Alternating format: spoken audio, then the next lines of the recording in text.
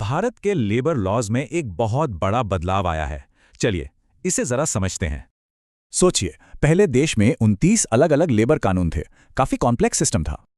अब उन सबको मिलाकर सिर्फ 4 सिंपल कोड्स में बदल दिया गया है।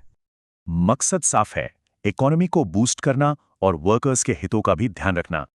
तो सवाल है, ये बदलाव जरूरी क्यों था? देखिए, पुराने कानून काफी पुराने हो चुके थे। अब मकसद है चीजों को सिंप्लीफाई करना, मतलब एक सिंगल यूनिफाइड सिस्टम। तो ये है वो 4 नए कोड्स जो अब लेबर रेगुलेशंस की नई नींव हैं। सबसे पहला है वेज कोड। ये हर वर्कर के लिए मिनिमम वेज का अधिकार पक्का करता है। इसमें एक नेशनल फ्लोर वेज है और हाँ, जेंडर के आधार पर सैलरी में कोई भेदभाव नहीं होगा। दूसरा है सोशल सिक्योरिटी कोड।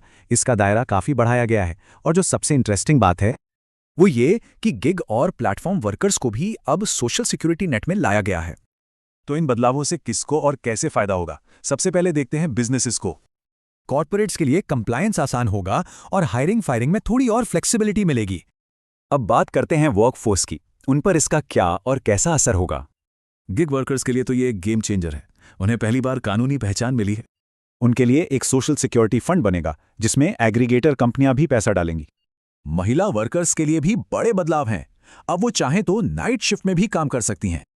और हाँ, equal pay for equal work को कानूनी तौर पर लागू किया गया है।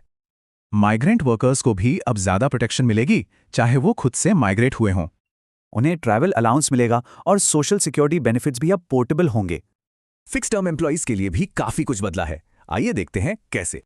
सबसे बड़ा चेंज है ग्रेच्युटी को लेकर। अब ये 5 साल के बजाय सिर्फ 1 साल में मिलेगी। तो कुल मिलाकर लक्ष्य है एक मॉडर्न सिस्टम जो बिजनेस और वर्कर्स दोनों के लिए काम करे। तो सवाल यही है, क्या ये कोड्स भारत के लिए एक फेयर और फ्यूचर रेडी लेबर इकोसिस्टम बना पाएंगे?